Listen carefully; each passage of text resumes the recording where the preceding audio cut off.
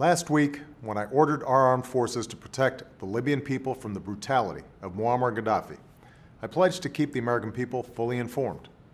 Since then, I've spoken about the limited scope and specific purpose of this mission.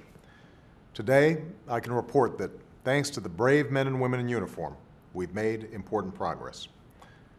As Commander-in-Chief, I face no greater decision than sending our military men and women into harm's way. And the United States should not and cannot intervene every time there's a crisis somewhere in the world. But I firmly believe that when innocent people are being brutalized, when someone like Gaddafi threatens a bloodbath that could destabilize an entire region, and when the international community is prepared to come together to save many thousands of lives, then it's in our national interest to act.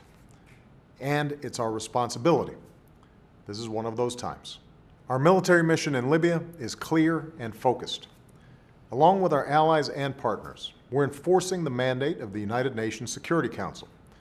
We're protecting the Libyan people from Gaddafi's forces. And we've put in place a no-fly zone and other measures to prevent further atrocities. We're succeeding in our mission. We've taken out Libya's air defenses. Gaddafi's forces are no longer advancing across Libya. In places like Benghazi, a city of some 700,000 that Gaddafi threatened to show no mercy, his forces have been pushed back. So make no mistake, because we acted quickly, a humanitarian catastrophe has been avoided and the lives of countless civilians, innocent men, women, and children, have been saved.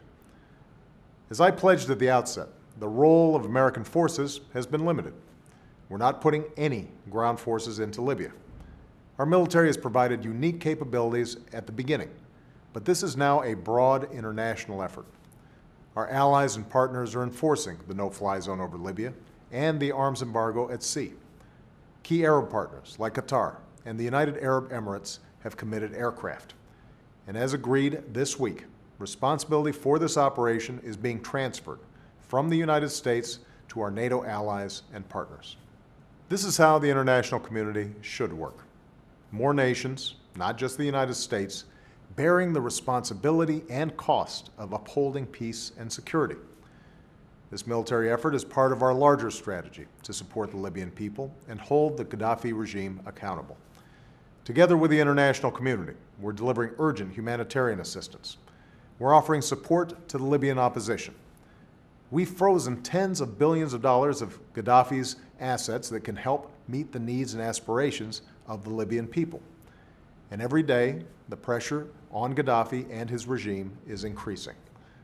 Our message is clear and unwavering. Gaddafi's attacks against civilians must stop. His forces must pull back. Humanitarian assistance must be allowed to reach those in need. Those responsible for violence must be held accountable. Muammar Gaddafi has lost the confidence of his people and the legitimacy to rule, and the aspirations of the Libyan people must be realized. In recent days, we've heard the voices of Libyans expressing their gratitude for this mission. "You saved our lives," said one Libyan. Said another, "Today there is hope." Every American can be proud of the lives we've saved in Libya and of the service of our men and women in uniform who once again have stood up for our interests and our ideals. And people in Libya and around the world are seeing that the United States of America stands with those who hope for a future where they can determine their own destiny.